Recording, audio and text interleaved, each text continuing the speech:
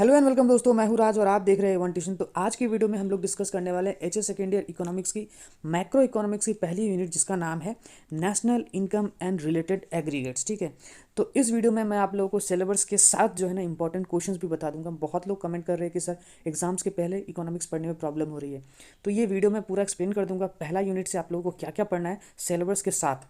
ठीक है, ऐसा नहीं कि मैं इधर उधर से बताऊंगा, पूरे बोर्ड के सिलेबस इशू किए गए हैं उसके साथ ही आप लोगों को मैं बता दूंगा।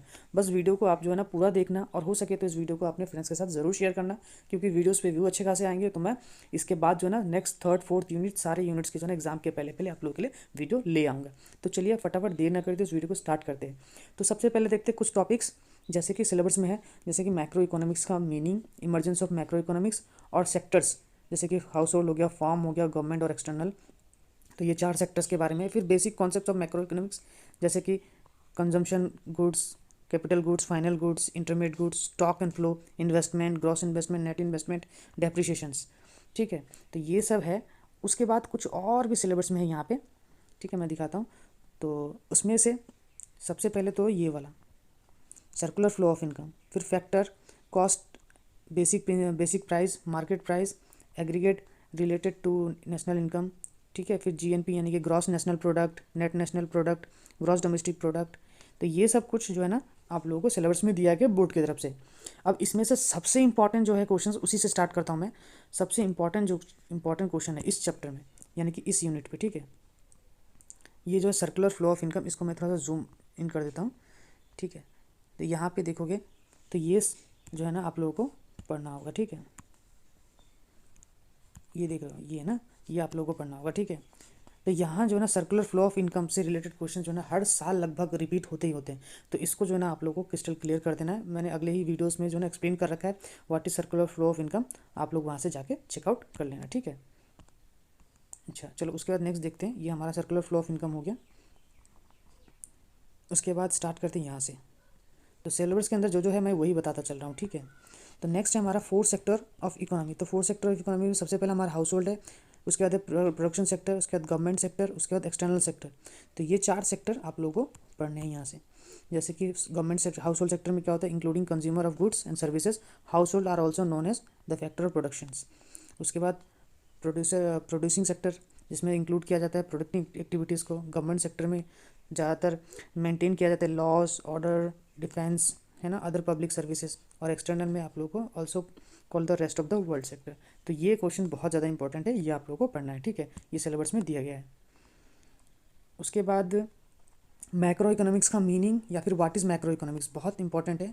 तो मैक्रो इकोनॉमिक्स का मीनिंग या फिर, तो ये जो है ना, अगर एक मार्क का क्वेश्चन आया तो आप ये लिख सकते हो, macro economics is the study of aggregates of economy as a whole. और अगर 2 मार्क आ गया तो इस क्वेश्चन को भी जो है ना साथ में ऐड कर देना, household, firm, government are the macro economic decision makers. आप इसको दोनों को ऐड करके 2 मार्क्स का आंसर बना के लिख सकते हो। ठीक है, नेक्स्ट चलो आगे देखते हैं। तो ये सब सारे क्वेश्चन जो है ना वो बहुत ज़्यादा इंपॉर्टेंट क्वेश्चन है। जैसे कि यहाँ पे कई बार ट्रू फॉल्स के रूप में पूछ दिया जाता है। Macro economics deals with aggregate economic welfare, economic variable of an economy, true है या फॉल्स है। What do you mean by economic agent, agent क्या है। फिर जाके mention the characteristics of capitalised economy, तो उसके कैरेक्टर्स को बताना है हम लोग को। उसके बाद नेक्स्ट हमारा है, उसके बाद यहाँ से आप लोग देख लेना। ठीक है, इसके बाद ये रहा। उसके बाद यहाँ पे जो मैंने बताया था ना ये सब सारे शॉर्ट शॉर्ट डेफिनेशंस, तो वो जैसे कि फाइनल गुड क्या है, फिर इंटरमीडिएट गुड्स क्या है। तो फाइनल गुड्स का मतलब जो रेडी टू यूज़ है वो फाइनल गुड्स है। इंटरमीडिएट गुड्स क्या है, जो रेडी टू यूज़ नहीं है वो इंटरमीडिएट गुड्स है। कंज्यूमर गुड्स क्या है, फिर कैपिटल गुड, स्टॉक और फ्लो, बहुत इंपॉर्टेंट है स्टॉक और फ्लो। स्टॉक और फ्लो का डिफरेंस बिटवीन भी बताऊँगा मैं नीचे।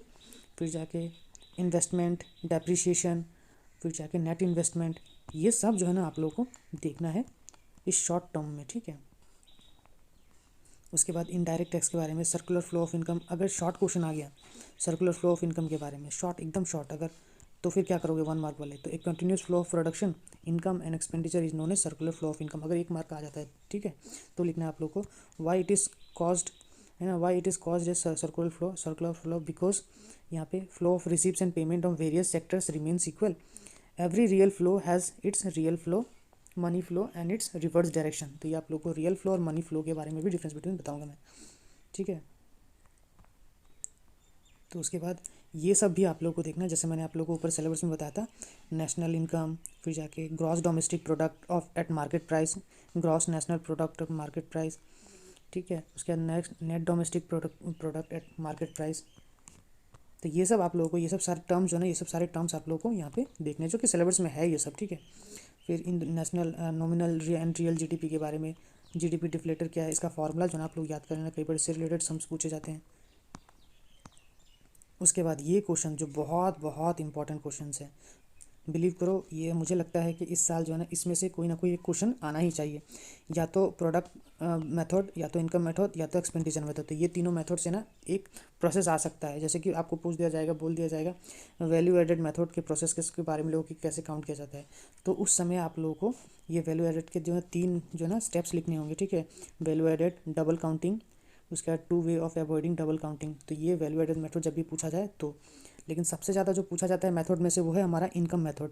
इनकम मेथड बहुत इंपॉर्टेंट है। जब बोला जाए कि किस तरीके से हम लोग इनकम मेथड को कैलकुलेट करेंगे, एक्सप्लेन करना है, तो आप लोग को जो ना ये वाला लिखना है, ठीक है। ये वाला यहाँ पे आप लोग को आंसर्स मिल जाएगा।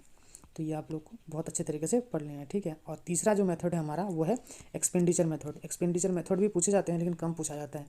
तो एक्सपेंडिचर मेथड का भी यहाँ पे आंसर्स है, आप लोग यहाँ पे देख रहे हो, ठीक है। तो ये आप लोग को लिखना होगा। तो सबसे इंपॉर्टेंट क्या है, इनकम मेथड, तीनों मेथड में से ये करके जाना ही जाना, भूलना मत, ठीक है।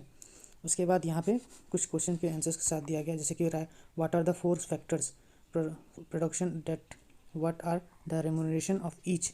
जैसे लैंड से रेंट मिलता है, लेबर से वेजेस, फिर कैपिटल से इंटरेस्ट और एंटरप्राइज प्रॉफिट, है ना। ये आप लोग को पढ़ना है। Define gross product, gross domestic product क्या है, नेट डोमेस्टिक प्रोडक्ट के बारे में पढ़ना है। Private income, what is private income, what is personal income, what is personal disposal income, ठीक है। ये सब सारे इंपॉर्टेंट है एकदम। What is national disposal income. फिर डिफरेंस बिटवीन क्या क्या इंपॉर्टेंट है पहले यूनिट से, तो distinguish between nominal GDP and real GDP, which of this is an indicator of economic welfare. तो रियल जीडीपी क्या है, नॉमिनल जीडीपी क्या है, उसके कॉजेस पहले लिखना। सो जैसे कि नॉमिनल जीडीपी जो होता है इस affect change in price and change in physical output of goods and services, लेकिन real GDP affect only the change in physical output.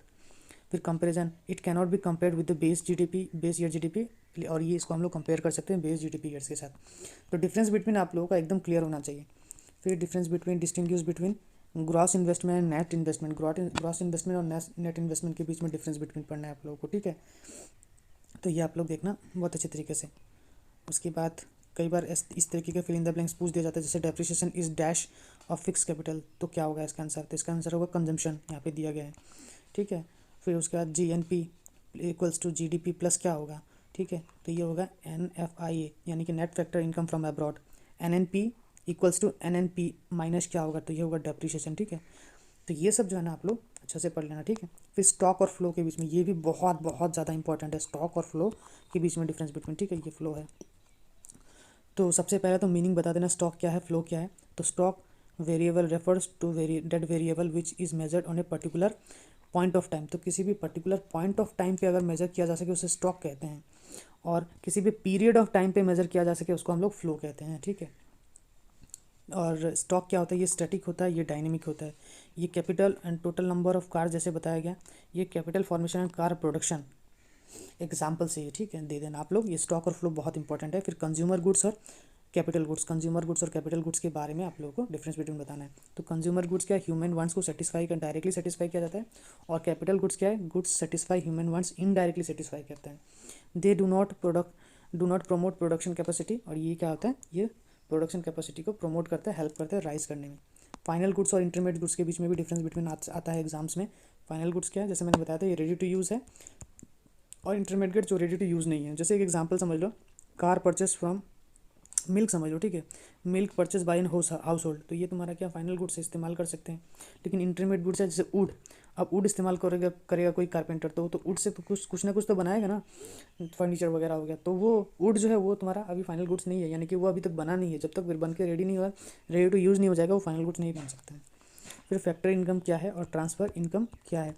Factor income यानी कि जब भी कभी भी कोई भी चीज़ के बदले में कुछ मिलता है, किसी भी चीज़ के बदले, यानी कि अगर मान लो कि रेंट मिला है ना, तो रेंट कुछ दोगे तब तो रेंट मिलेगा, वेजेस जब लेबर दोगे तब तो वेजेस मिलेगा, इंटरेस्ट प्रॉफिट, तो किसी भी चीज़ के बदले में जब भी कुछ मिलता है तो फैक्टर इनकम कहलाता है। और जब भी कोई चीज़ फ्री में मिल रहा होता है उसे हम लोग ट्रांसफ़र इनकम करते हैं, यानी कि बिना काम के बदले बिना सर्विस के बदले, जैसे स्कॉलरशिप हो गया, ओल्ड एज पेंशन हो गया, एम्प्लॉयमेंट हो गया, अलाउंस हो गया, ये सब सारे हो गए ट्रांसफ़र इनकम। ठीक है, तो ये सब कुछ क्वेश्चंस है जो कि आपको इस साल इस यूनिट से मिस आउट बिल्कुल भी नहीं करना चाहिए। जैसे कि gross national product, gross domestic product के बीच में डिफरेंस बिटवीन, फिर पर्सनल इनकम और प्राइवेट इनकम के बीच में डिफरेंस बिटवीन। तो ये सब बहुत बहुत ज़्यादा इंपॉर्टेंट क्वेश्चन है। जीडीपी, एमपी और जीडीपी एफसी के बीच में डिफरेंस बिटवीन, जीडीपी डिफ्लेटर क्या होता है, हाउ टू एस्टिमेट। तो ये सब क्वेश्चंस आप लोग अगर इस चैप्टर से, इस यूनिट से करके चले जाते हो तो फिर जो है ना आपका ये यूनिट कंप्लीट हो जाएगा। आई होप कि आप लोगों को ये समझ में आया होगा।